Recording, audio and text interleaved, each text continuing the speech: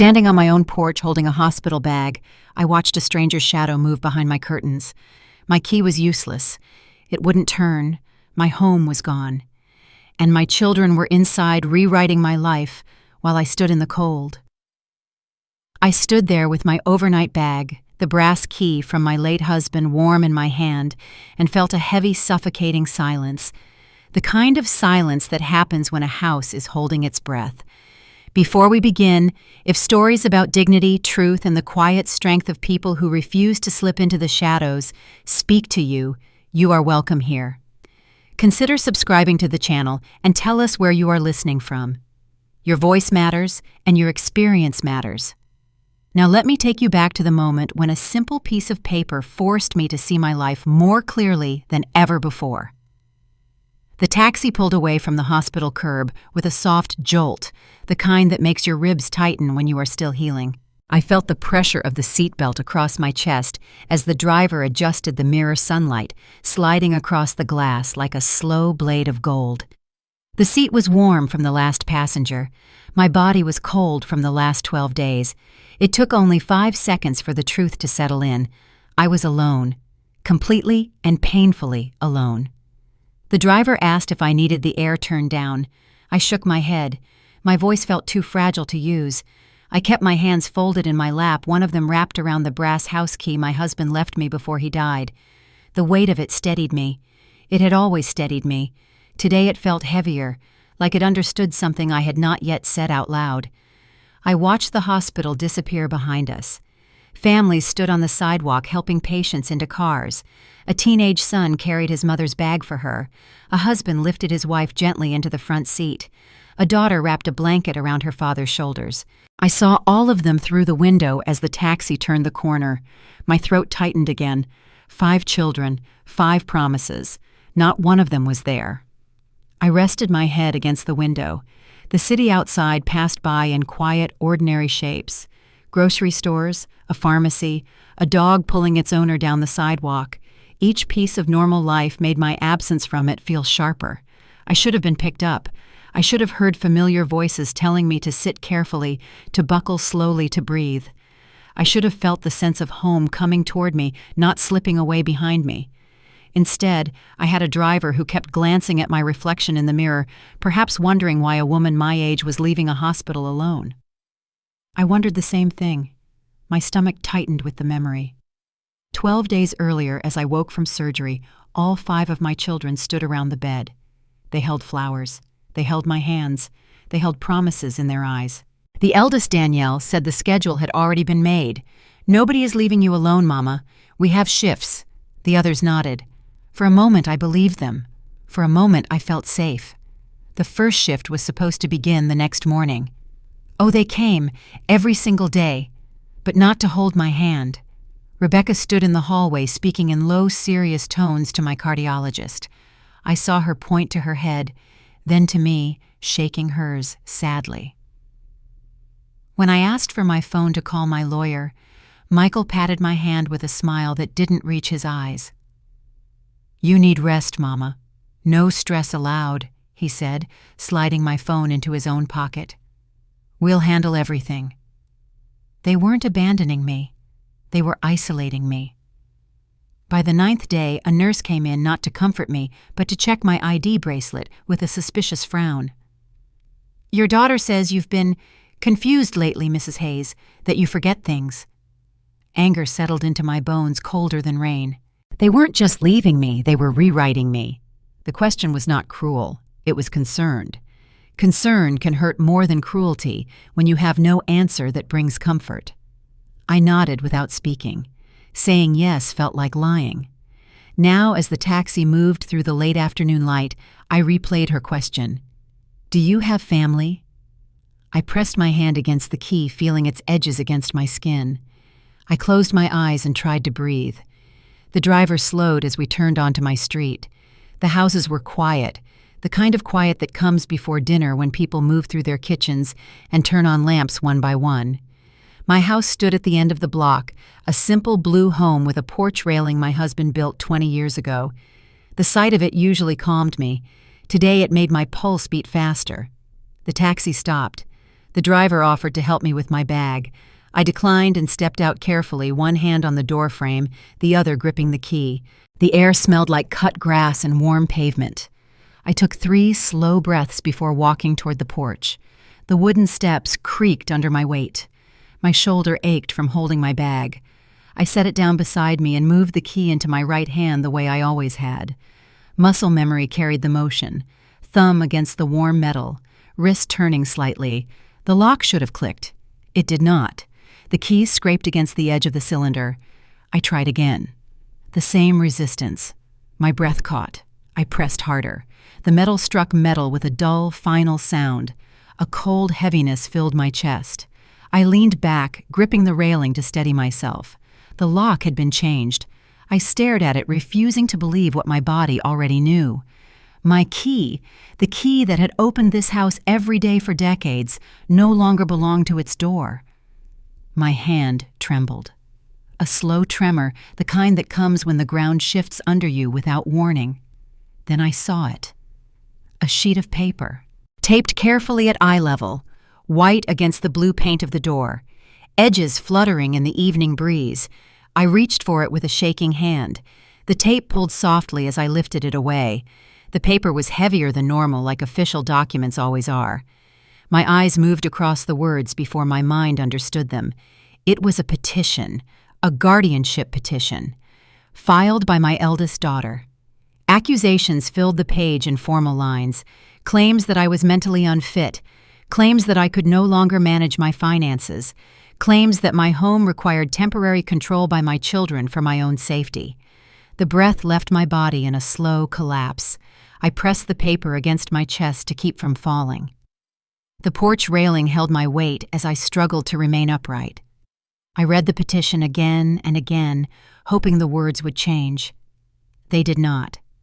I sat down on the porch step, feeling the wood beneath me, hearing the low hum of the neighborhood settling into evening. A dog barked 2 houses away. Someone closed a car door. Life continued. Mine tilted sideways.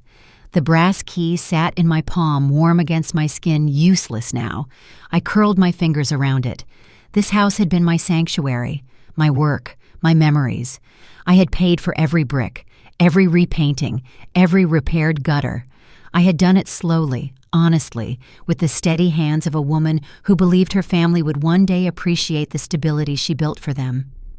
Now the house stood silent, silent in a way that felt cruel, silent in a way that echoed deeper than betrayal.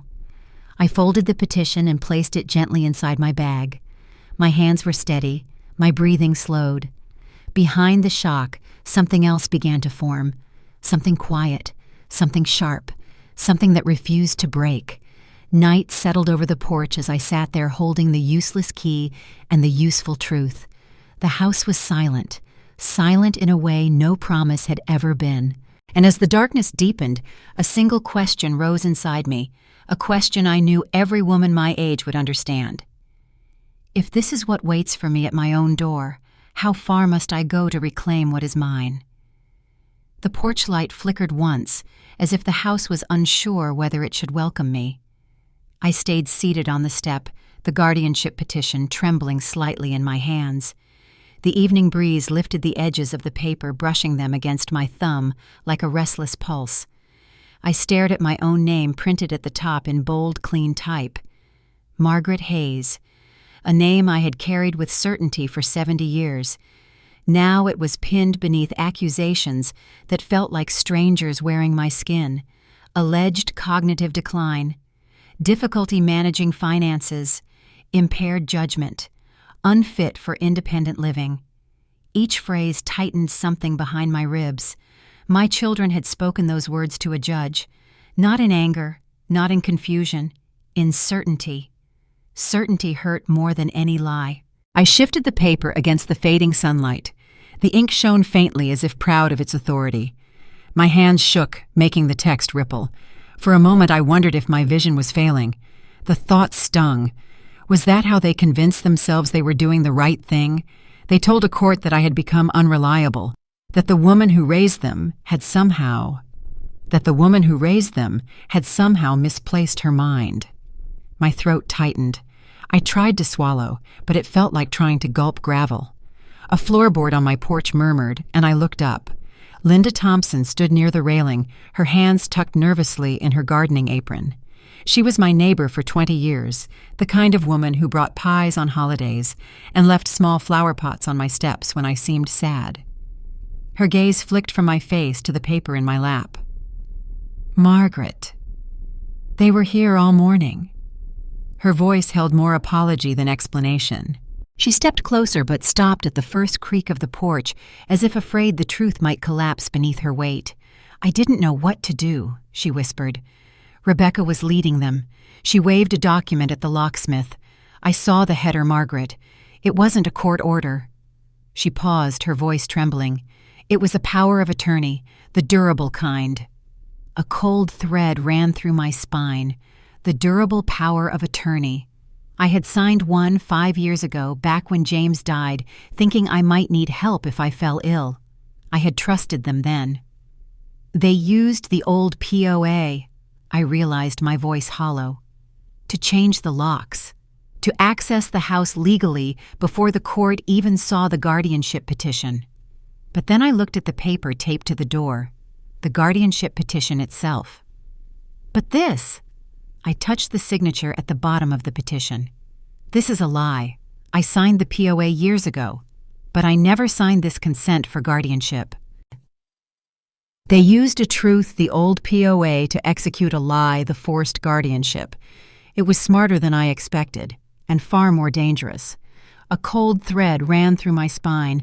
I signed nothing I said. My voice barely carried, but the conviction sat hard and solid in my chest.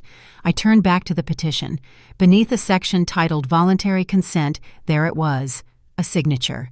My name curling at the edges the way I always wrote it. Except the loops were wrong, too wide. The slant pointed upward. Mine always pointed slightly down. My breath slowed, not by choice, by shock. Whoever had forged it knew me well enough to mimic me, but not well enough to understand that handwriting is memory, handwriting is muscle, handwriting is history. This document carried none of mine. The shame came next, slow and suffocating, not because they thought me incompetent, but because they believed no one would question it, as if my voice had already faded from the world and I was the only one who hadn't noticed. I held the page closer. My thumb brushed the ink, still wet enough near the signature to smudge faintly. It was recent, very recent. Linda stepped closer and lowered her voice. They were confident, Margaret, like they knew you wouldn't fight it. The shame twisted deeper. I was invisible in my own story, a problem they could solve with paperwork and a locksmith. I stood slowly. My knees wobbled, but I kept my spine straight. If a judge believed I had lost myself, then I would show him who I still was, not with anger, but with clarity. The air thickened as if the house watched, waiting. I stepped toward the railing, gripping it with one hand. The petition crumpled slightly in the other, the paper folding in on itself the way my certainty had folded an hour earlier. Then something caught my eye. A faint indent across the top of the page, a staple mark. But there was no staple. No second page. Guardianship petitions always had a secondary sheet, financial declarations supporting statements, physician remarks. The absence was glaring. They had submitted a partial copy, not the full document. A mini twist, but sharp enough to draw blood.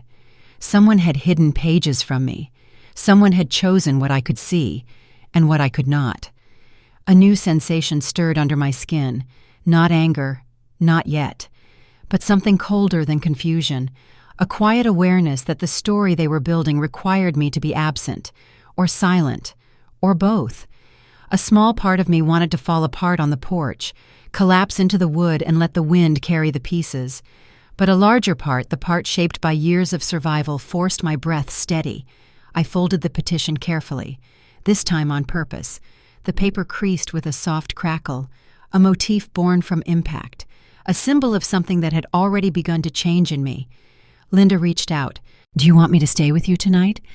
Her kindness brushed lightly against the shame. I nodded once, not to accept help, but to acknowledge that someone still saw me. We stood together as dusk thickened into early night. Porch lights bloomed across the neighborhood like small declarations of presence. I looked again at the paper in my hand and realized how easily a single sheet could steal a name, a future, a life. But only if I let it. The confusion still churned tangled with the sting of betrayal, but beneath it all, something steadier pulsed. A truth that refused to dim. If they believed I was too weak to understand what had been done to me, then they had forgotten who I used to be. The porch darkened. A dog barked in the distance. The wind lifted the paper edges one more time like a quiet warning, and in that thin slice of silence, one question rose with painful clarity. If they forged my consent, what else were they willing to forge to take the rest of my life? Linda opened her side gate with a soft metallic scrape, the kind that told you it had been used by generations of tired hands. We stepped through her backyard toward the narrow passage connecting our fences. The grass brushed against my ankles, damp from the evening dew, and each step felt heavier than the last. She had an old spare key I had given her years ago, back when neighbors trusted each other without hesitation. I never imagined it would be the only key left that still welcomed me. The moment the back door swung open, a stillness settled over me. Not the quiet of an empty house, the quiet of a place that had already been touched by someone who did not belong. The air inside carried a faint scent of lavender cleaner, but there was something else beneath it. The sharp undertone of hurried hands.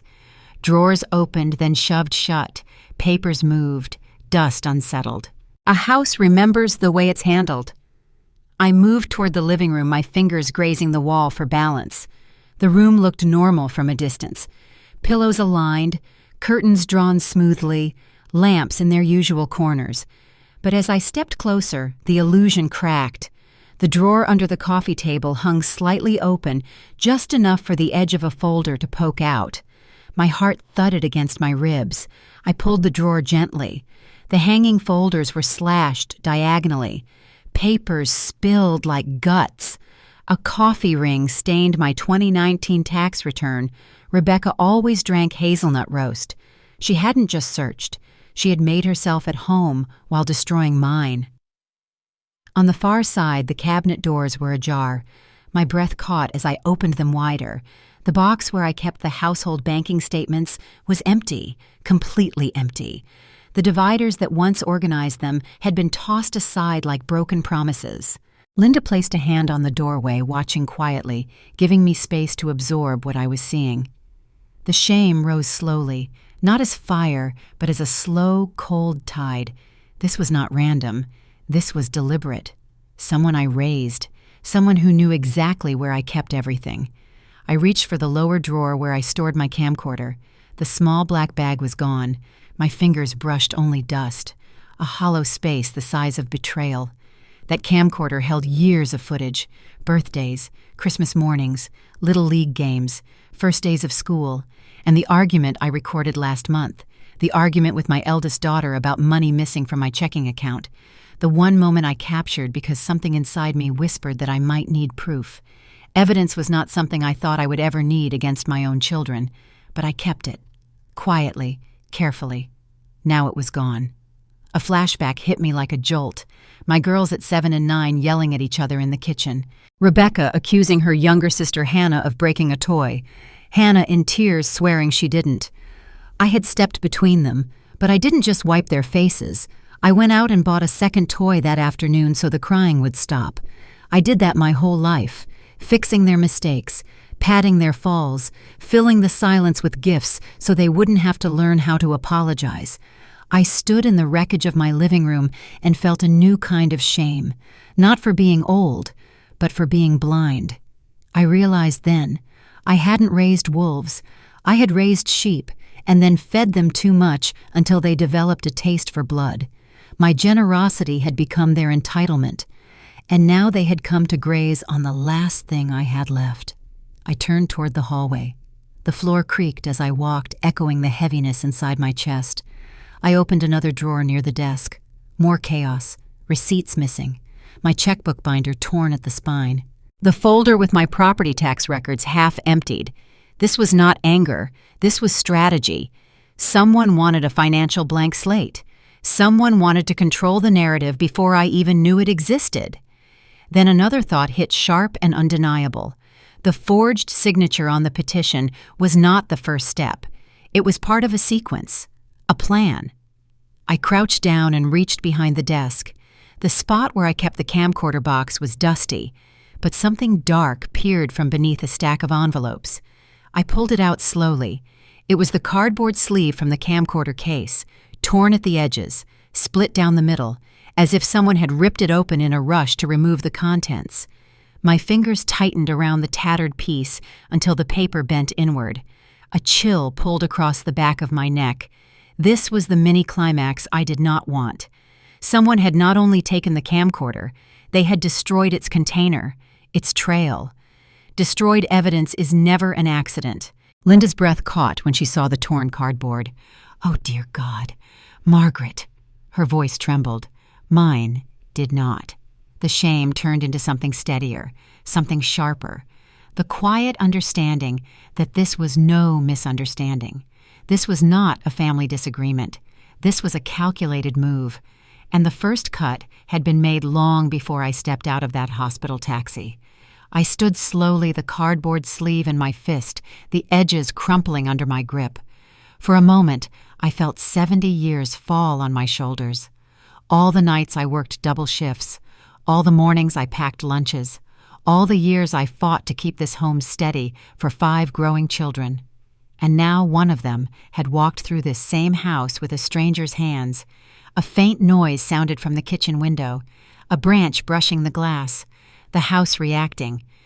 Or maybe it was just me hearing ghosts of all the memories that used to live here. "They took the bank statements," I said quietly. "And the camcorder," Linda added. "And my records," I continued. "And your locks," she finished.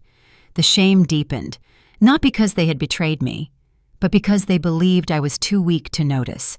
I straightened my spine. "This was a search," I said, "not a visit." Linda nodded slowly. The fear in her eyes told me this was bigger than a family problem. I looked around the room one more time.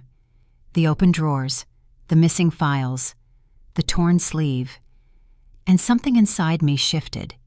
A quiet click, like a lock opening from the inside. I closed the drawer gently, not to fix the mess, but to mark a line. This house had been breached, but I had not been erased.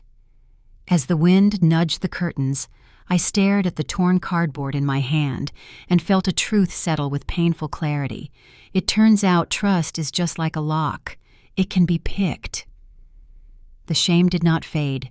It rooted itself, became something useful, something that would sharpen me for what was coming. And in the deepening quiet of my ransacked living room, a single question echoed through the ruins of my certainty.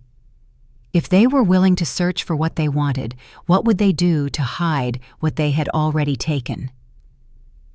The house felt different once Linda left to make tea, as if it exhaled the moment her steps faded down the hallway. I remained in the living room, the torn camcorder sleeve still warm in my hand. The drawers gaped open like silent accusations, but shame had settled into something sharper, a quiet, steady suspicion that hummed beneath my ribs. Someone wanted my records. Someone wanted my voice erased. Someone had walked through my life while I lay unconscious in a hospital bed. But there was something they did not know. I moved toward the kitchen slowly, each step deliberate. The tiles felt cooler beneath my feet, their smoothness grounding me. Above the oven was a narrow cabinet, almost no one noticed. Years ago, my husband had reinforced its back panel with a false board, a place where we kept things too important to lose and too private to display. I reached up, fingertips brushing the underside until I found the tiny metal catch. It clicked softly, almost shyly, and the back of the cabinet loosened.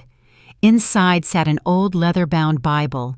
The spine was cracked corners softened by decades of use. It had belonged to my mother, then to me. And tucked inside it, pressed between the pages of Psalms, was a thick, folded envelope. I hesitated. A tremor ran through my fingers. Not fear, something more fragile, something like mourning for who I used to be. Then I slid the envelope free, and placed the Bible gently on the counter. The envelope had my handwriting on it, "Backup, in case of mischief," a phrase my late husband used to say whenever he locked the shed or stored away important receipts. Mischief.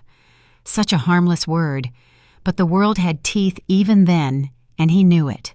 My throat tightened as I opened the flap. Inside rested a small flash drive wrapped in tissue paper. For a moment I simply stared at it.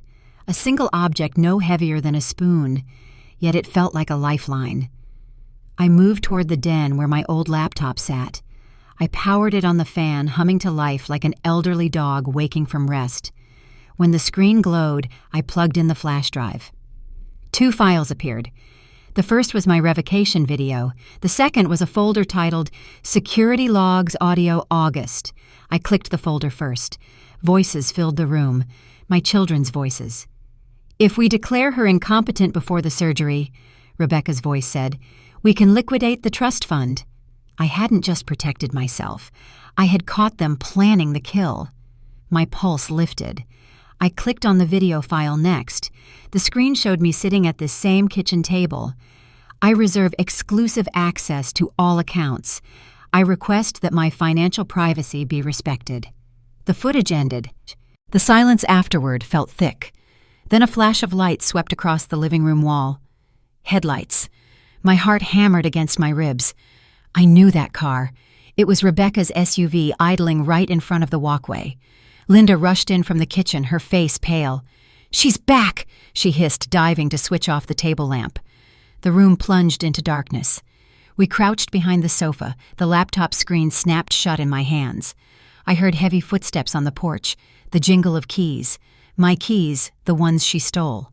The lock tumbled. Click. The door handle began to turn. I held my breath, terrified that the smell of Linda's chamomile tea would give us away. Then blue and red lights washed over the curtains. A police cruiser on slow patrol rolled down the street, the handle released. I heard a muttered curse from the other side of the door. The footsteps retreated. The car door slammed. Tires screeched away. In the dark, Linda and I didn't move for a long time. This wasn't just a legal battle anymore. It was a siege. "I found the chamomile," she said gently. "Thought you might want something warm." I nodded, unable to trust my voice just yet. She set the cups down, then glanced at the now closed laptop. Her brow furrowed. "You found something." I didn't answer immediately. Instead, I opened the Bible and showed her the folded envelope resting between its pages. "A backup," I said softly. "One they didn't know about." She blinked, processing the implications. "Is it important? It proves I'm not what they say I am." She inhaled sharply. "Then why would they?" "To take the house." I said, "To take everything." Her hand flew to her mouth. I placed the Bible back into the cabinet, but left it slightly ajar, a quiet declaration to myself. I was not hiding, not anymore. The flash drive pressed against my pocket as I straightened. The house felt different again, not invaded, not violated, awakened. I turned off the kitchen light, letting the shadows settle gently along the counters. But before the darkness swallowed the room, one last thought rose sharp and achingly honest. I was never weak. I was only too trusting. And in that quiet revelation, another question followed, colder than the first. If this video could expose the truth, how far would they go to bury it forever? Linda insisted on driving me the next morning. The sky was still pale, the kind of early light that made everything look softer, even pain. I held the flash drive inside my vest pocket, the edges pressing gently against my ribs with every breath. Proof. Quiet, undeniable proof. The office building sat between a bakery and a small insurance firm, its brick exterior warmed by the rising sun. I had walked through these doors 6 months before, steady and determined. Today my steps were slower but clearer. Inside the reception area smelled faintly of old books and lemon polish. A small water fountain burbled in the corner. When the receptionist looked up, her face lit with recognition. "Mrs. Hayes," she said, "Mr. Patel will be thrilled to see you." Thrilled. A word I had not heard directed at me in a long time. She guided me down the hallway to his office. The door was open and sunlight bounced off a large mirror hanging behind his desk. The reflection caught me first, a woman older than she remembered, face lined by months of stress, but eyes steady, unbroken. Then Mr. Patel stood. He was small, precise in movement, with reading glasses perched on the edge of his nose. "Margaret," he said warmly, "you look tired. Tired, but here. Still here." I took a seat. He folded his hands, watching me with a calm patience honed by decades of elder rights law. "What brings you today?" I placed the flash drive on his desk, his brows knit. "Ah, so it begins. So it begins." My throat tightened. He plugged the drive into his computer. The screen glowed, illuminating his thoughtful expression. As he watched the video, his face shifted only once at the moment I stated clearly, firmly, that I revoked my children's access to my accounts. When the video ended, he leaned back, eyes steady. "This," he said, "is the reason you came." And because my home was searched, I added quietly, "Files missing, bank statements gone, my camcorder taken. Someone forged my consent on a guardianship petition." His sigh carried the weight of someone who had seen this pattern before. "Your eldest daughter." I closed my eyes briefly. "You're certain? She logged into your account twice in the last month," he said gently. "Illegally. The bank flagged it and forwarded a notice to my office because your revocation file listed me as your protective contact." A slow, cold realization spread through me. Rebecca had not been improvising. She had been preparing. She initiated a guardianship claim. He continued. But something bothered me. Her filing packet was incomplete. I stared at him. "Missing pages." He nodded. "Pages that would have shown your revocation.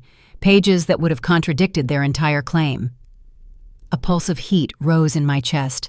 Not anger, not yet. A sharper form of clarity. He turned to his filing cabinet, unlocked a lower drawer, and retrieved a large envelope. "6 months ago, when you asked me to record the revocation, I recommended making a backup. I remember." And he said as he opened the envelope, "I made a second backup, one you didn't know about." He slid a disc across the desk. It was a physical copy of the video affidavit of competency and my revocation of power of attorney. My breath hitched. I filed it directly with the courthouse, he said, into the sealed archive. Guardianship fraud cases collapse instantly if a judge sees proof of premeditated revocation. The room tilted slightly, not from fear, but from the weight of knowing I was no longer defenseless. Someone had tried to bury my voice, but another voice, quiet, steady, unexpected, had preserved it. I ran my fingers lightly across the surface of the disc. It felt cool, solid, real, the opposite of everything my children had tried to make me feel. "Margaret," Mr. Patel said softly, "you are not powerless. They miscalculated." I looked up sharply. "How so?" "They assumed your memory had dimmed, that you had no allies, that the law only belonged to the young." His voice grew firmer. "But elder rights law was written for people exactly like you." My eyes drifted to the mirror behind him. The sunlight hit it perfectly, scattering gold across the room.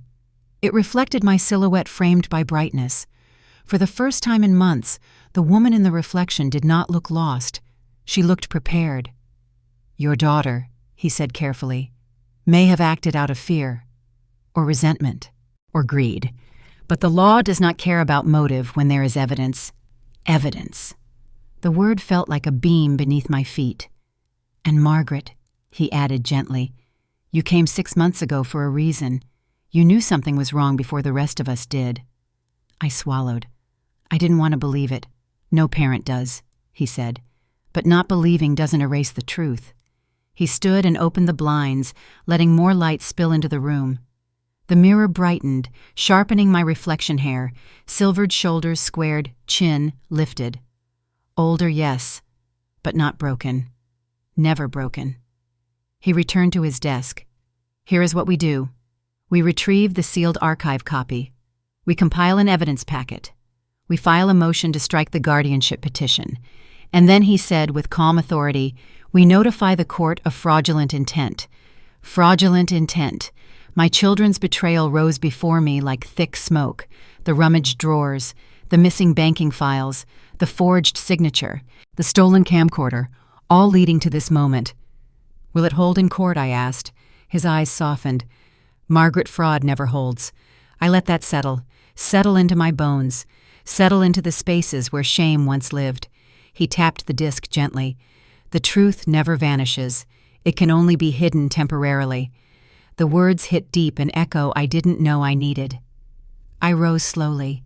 The reflected light caught the edge of my tear line in the mirror. Not the tears of weakness, but of clarity.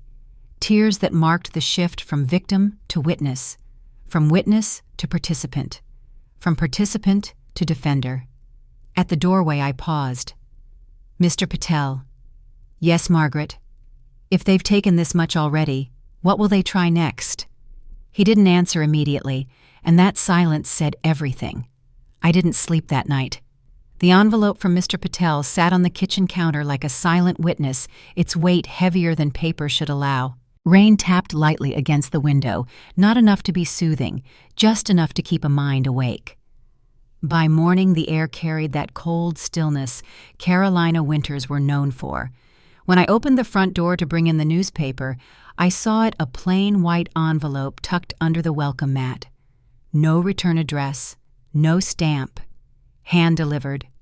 My fingers hesitated before touching it.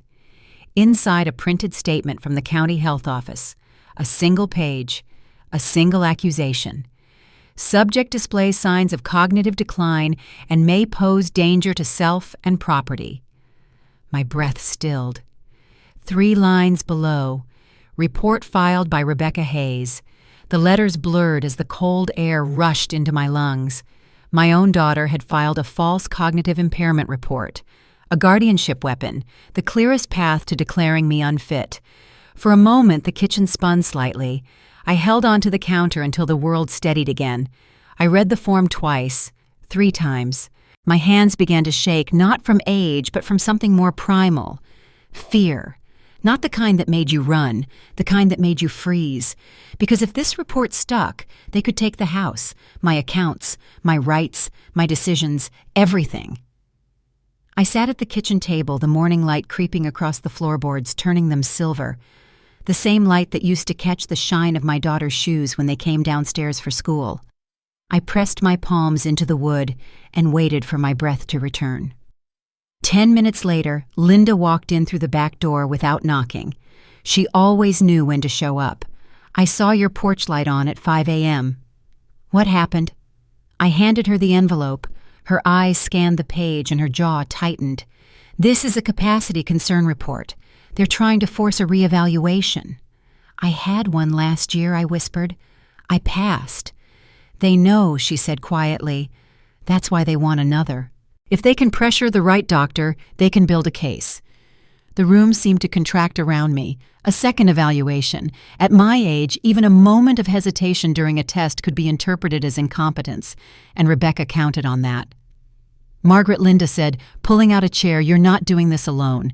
Let me call Dr. Moore. Your doctor." "Not my doctor. Your doctor now." Her voice softened. "He specializes in elder evaluations. Independent, thorough, fair." I shook my head weakly. "If I fail Linda, they'll take everything. The house, the accounts, my decisions, my autonomy, everything I spent 40 years building." Linda reached across the table and covered my hand with hers. Warmth spread through the chilled fear clinging to my skin. "Listen to me. Fear only wins when we stand alone." Her words landed heavy like a stone sinking into deep water. I closed my eyes. The kitchen sound sharpened, the hum of the refrigerator, the low whistle of the heater, the tick of the wall clock. Time didn't care that my life was being rearranged without my consent. Minutes later, she dialed. "Yes, Dr. Moore, it's Linda. I need a capacity evaluation. Today, if possible." A pause. "Yes, she's stable. She's aware. She's independent." Another pause. "Thank you. We'll be there in an hour." She hung up and looked at me. "We leave in 10 minutes. I felt the fear again, sharp cold, too close. What if I forget something I murmured? A date, a step, a name. "Then you take a breath," she said firmly, "and you speak. You are not confused, Margaret. You are terrified, and those are not the same." Her conviction steadied me more than she knew. We drove through town in silence. Every street held memories. Church picnics, school fairs. Autumn leaves my daughters used to gather into piles. It struck me how sentimental things become when they're on the verge of being taken from you. The medical building sat on a small hill overlooking the main road. The lobby smelled clean sharp with disinfectant and winter air. The fluorescent lights buzzed faintly above us. A nurse called my name. Inside a private room, soft sunlight filtered through slatted blinds, drawing stripes of light across the table. Dr. Moore entered quietly. Tall, calm, eyes warm but observant. The kind of presence that made you exhale without realizing it. "Mrs. Hayes," he greeted me. "I've reviewed your file from the previous assessment. You passed every category." I nodded. He sat across from me. "I understand there's a new concern filed." "Concern, a polite word for betrayal." "Yes," I said. "My daughter believes I'm not capable of managing my life." He folded his hands.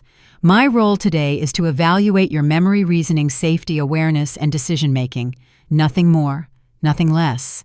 The test began.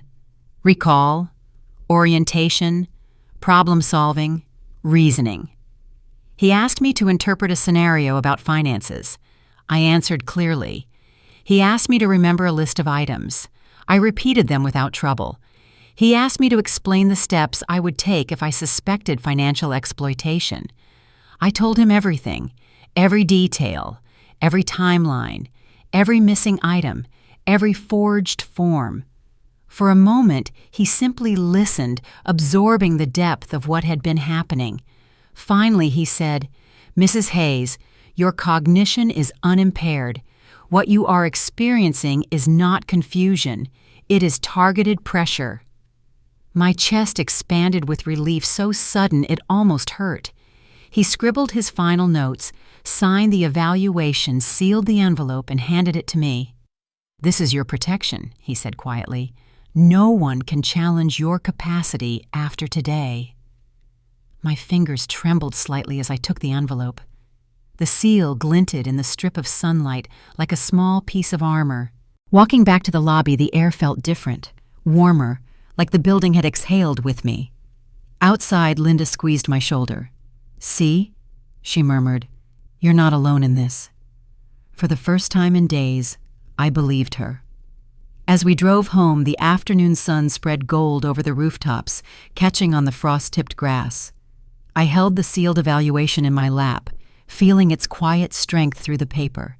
But the question lingered in my chest like a shadow. If they were willing to lie to take my rights, what would they try next? I spent the evening sitting at the kitchen table with Dr. Moore's sealed evaluation in front of me. The envelope felt sturdier than paper had any right to be its weight, a quiet reminder that I hadn't imagined the nightmare unfolding around me. They had tried to take my rights. They had failed. But fear was no longer the main emotion in my chest. Resolve was. It settled into me slowly, like warm water rising in a cold room. For the first time since I returned from the hospital, my thoughts felt sharp again. Focused. Steady. Linda came by after sunset with 2 steaming mugs of chamomile tea. She set one in front of me and lowered herself into the chair across from mine. "You're thinking," she said. "I'm planning." She smiled faintly. "I can see that look in your eyes. The same look you had when you rewired your entire garage after James passed." I let out a quiet breath. I can't fight them with anger. They expect anger. What they're not expecting is order, evidence, a trail they can't bury. The house hummed around us. The heater clicked. A car passed down the street. Somewhere in the backyard, a dry leaf scraped lightly against the stone path. Every sound felt amplified, like the world itself was listening. "I need footage from your camera," I said. Linda nodded without hesitation. "I already pulled the last 2 weeks for you." She opened her tote bag and handed me a small USB drive. It was warm from being tucked near her wallet. My fingers closed around it with something like reverence. "The footage starts the morning you were in surgery," she said. "And Margaret, you need to brace yourself." A chill moved across my skin in a slow, deliberate sweep. Footage meant facts. Facts meant truth. Truth meant there would be no turning away from whatever I was about to see. We sat together in my small living room, the lights off except for the soft glow of the table lamp behind the couch. The screen illuminated the room as Linda plugged in the USB. The video opened with a clear shot of my walkway. Timestamp 9:42 a.m., the day of my surgery. And there she was, Rebecca, my oldest daughter, wearing a pale coat and holding a purse large enough to hide almost anything. She moved with the confidence of someone who didn't fear being caught, someone who believed the house was already hers. I watched my daughter reach under the doormat and pull out a small gold key. My key. The same key that no longer opened my door. Something tightened inside me, an ache that wasn't anger and wasn't grief, but something sharper. A blade of betrayal sliding inward. On the screen, she adjusted her posture, glanced around casually, then unlocked my door and stepped inside as if she owned the air within those walls. The footage continued. 10 minutes later, she emerged carrying a dark pouch. 5 minutes after that, she returned and rummaged through the drawers near the hallway. She left again, and when she returned the final time, she had papers clutched in her hand, a bank envelope, a stack of statements, and the familiar navy blue cover of the camcorder case. I froze. Linda paused the video. The room went perfectly still. So this was not panic, not worry, not misunderstanding. This was intent, deliberate, organized. Rebecca had taken the documents that proved I was still fully in control of my life. And she did it calmly, mechanically, with the kind of entitlement that made the breath in my lungs feel thin. Margaret Linda whispered, "This is proof of unauthorized entry and theft. You need to take this to Mr. Patel immediately." "Yes." My voice was quiet but steady. "But I also need more." The strategy was forming in real time, piece by piece, like a blueprint sliding into clarity. I wrote out a list. Number 1, bank statements from 6 months before my surgery to show the pattern of unauthorized access. Number 2, text messages from my middle son threatening to take control if I didn't cooperate. Ugly words, but truthful ones. Number 3, the video will back up, the one they didn't know existed. And number 4, the footage from Linda's camera, the clearest evidence of entry. The clearest evidence of entry. Every piece mattered. Every detail had weight. Every line connected to the next. As I wrote, a faint tapping came from the window. Not rain this time, just a single branch brushing the glass. It did not sound frantic. It sounded patient. My reflection in the window pane surprised me. Older, yes. Tired, yes. But not broken. Linda looked at me with something like pride. "You're doing more than reacting, Margaret. You're fighting smart." "No," I whispered. "I'm preparing. There's a difference." She nodded slowly. "Dignity doesn't scream, Margaret. It prepares." The words landed in the deepest part of me. We spent the next hour gathering everything. I made copies, printed records, saved screenshots, organized files by date and category. Linda helped me label each folder with a steady hand. When the final folder clicked shut, I felt something shift inside me, a line drawn, a boundary formed, a step taken. Resolve had settled fully now, and with it came clarity. My children weren't expecting silence from me. They were expecting surrender. That would not be happening. As the clock struck 10 p.m., I placed all the folders into a single tote bag and zipped it closed. The sound was clean, sharp, decisive, the kind of sound a person remembers. Linda stood to leave. Tomorrow, she said, we take everything to Mr. Patel. I walked her to the door. The porch light cast a halo around her as she stepped into the cold night. After she left, I locked the door, my new lock, and gathered the tote bag in my arms.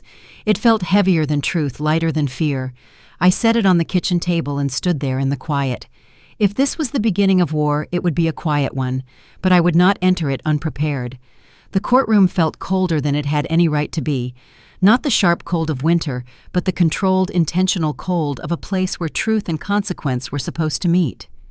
I sat at the long wooden table beside Mr. Patel, hands folded in my lap, the brass key from James resting quietly against my palm like a quiet reminder of my own name. Across the aisle, my children avoided my eyes. Rebecca pretended to straighten her blazer. Michael rubbed his thumb along his phone case. Daniel leaned back with the forced confidence of someone who believed he still had the upper hand. The younger two whispered behind a stack of documents they should never have had access to. Judge Hartley entered. The room shifted. My heart didn't race the way it had in the past few weeks. It didn't tremble or fight. It simply held steady, as if it finally remembered who it belonged to. Mr. Patel rose first. His voice was calm and precise. Your Honor, we are presenting evidence that Ms. Margaret Hale is fully competent, has no cognitive impairment, and has been the victim of unauthorized entry, stolen documents, falsified reports, and an attempted guardianship obtained through fraud. The word fraud echoed through the room like a bell. My children stiffened. Video evidence from Linda's camera played on the screen behind us. A still frame of Rebecca unlocking my door with my stolen key filled the courtroom. My breath didn't shake. I had already survived the moment of discovery. Now I was simply watching the truth walk forward. Next came the forensic review of the fraudulent capacity report they submitted. The psychologist Mr. Patel had hired went through each manipulated statement with a clarity that made the gallery behind us murmur. Mr. Patel pressed a button. The audio logs played instantly. Rebecca's voice, cold and calculating, filled the silent courtroom. She was discussing how to sell my house while I was under anesthesia. It wasn't just proof of my competence, it was proof of their conspiracy. There I was on the screen, sitting upright, eyes sharp, voice steady, explaining why I was revoking their financial access and placing temporary limits until boundaries are respected. Rebecca covered her face with her hand. Michael looked away entirely. A part of me hurt. A deeper part of me refused to apologize for their choices.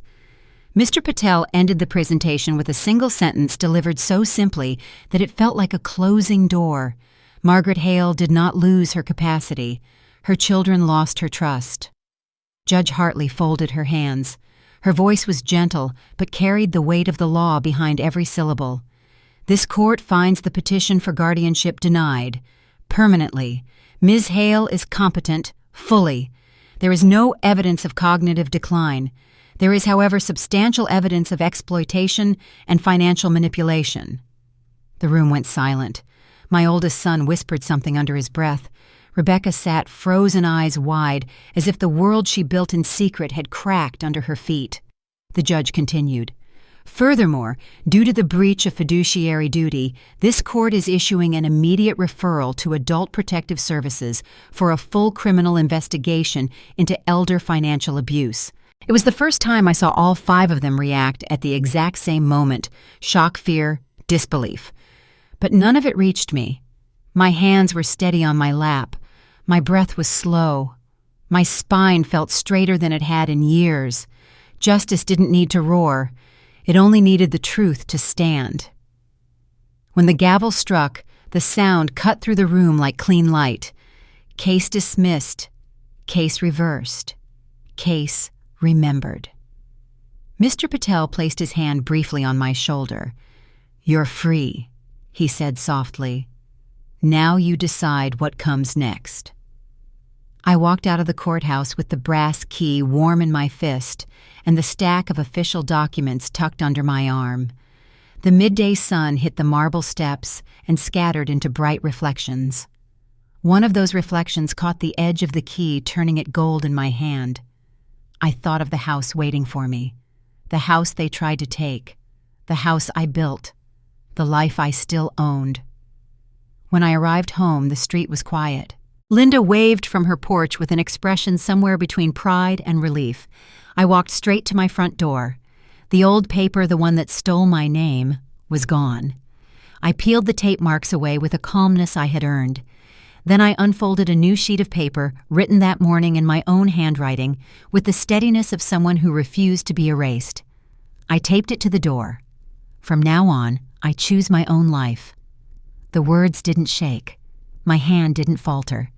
The evening wind pressed lightly against the page, as if acknowledging something sacred. A boundary. A beginning.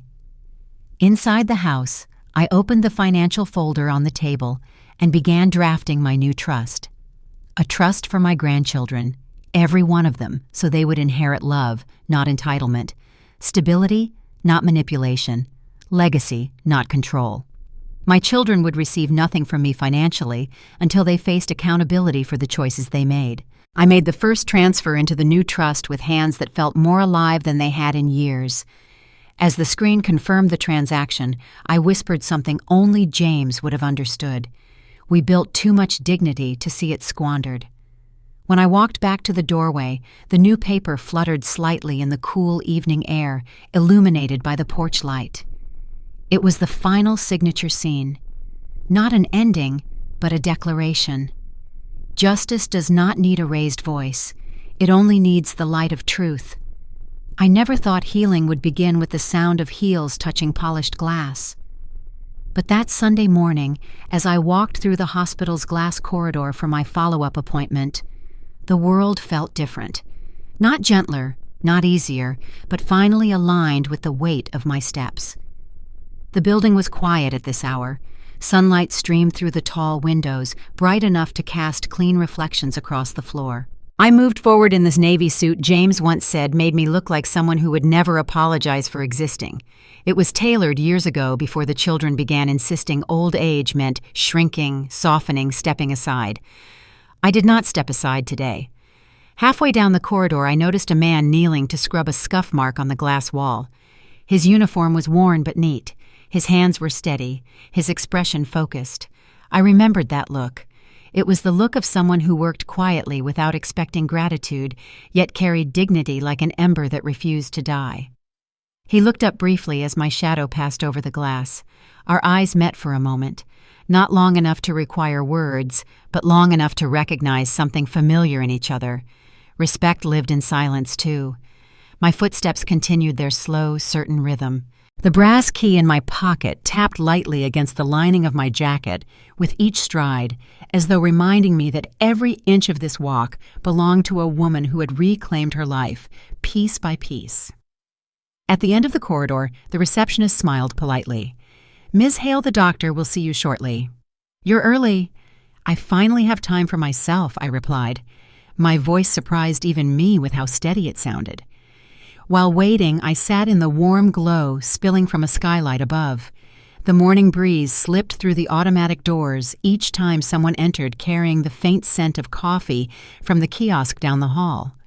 For the first time in months, the air did not feel heavy. My phone buzzed.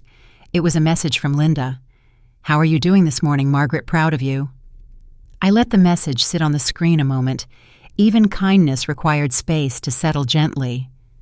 A nurse called my name. I followed her into the exam room where the doctor reviewed the results of my post-surgery tests. Her voice was calm. "Your healing is excellent. Your memory tests are perfect. Your reaction time is above average for your age. You have no signs of cognitive decline." The sentence should have made me angry. Instead, it made me breathe.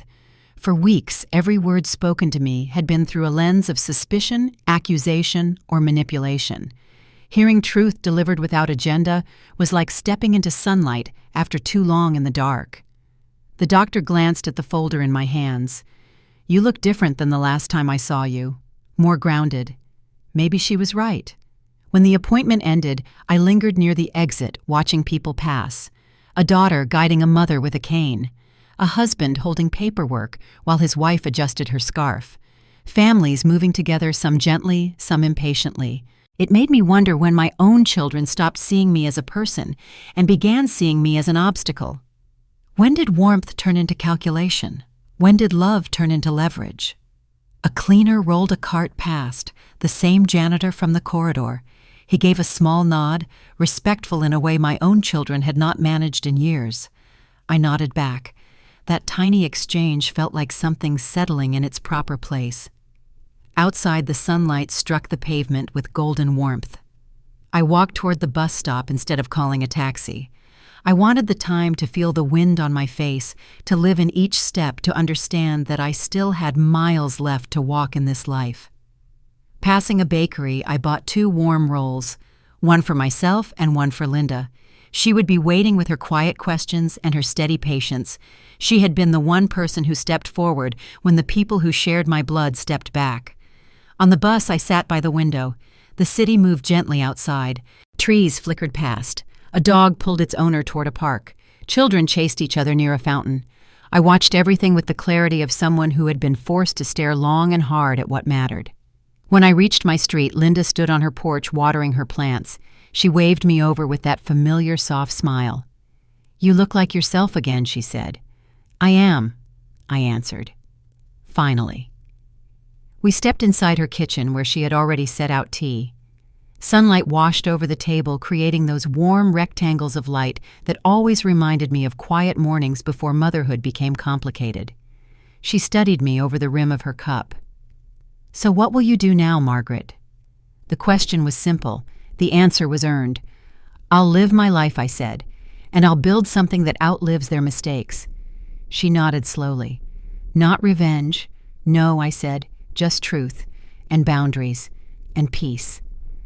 After tea, I returned home. The note I taped to the door yesterday fluttered softly in the afternoon breeze. From now on, I choose my own life. Inside, I opened my planner and wrote the first 3 appointments of my new future. A meeting with Mr. Patel to finalize the trust for my grandchildren, a Sunday gathering with Linda purely for joy, and a reminder to call the locksmith to thank him, though I had installed the final deadbolt myself just to feel the weight of it in my hand. The house was quiet, but not empty. Quiet in a way that felt earned. I walked to the window and opened it wide. Fresh air filled the room. The brass key gleamed on the table, as if acknowledging a chapter closing smoothly. Then I whispered something to the silence, not as a question, but as a promise to myself. I am not invisible. Not anymore. When I look back at everything that happened, I realize this story was never only about betrayal. It was about rediscovery. About a woman who spent a lifetime giving and finally decided to give something back to herself. If you have ever felt overlooked, unheard, or pushed aside by the very people you raised, I want you to hear this clearly. Your worth did not disappear. It was simply waiting for you to claim it again. Thank you for sharing this journey with me. Stories like this remind us that justice does not always arrive with noise.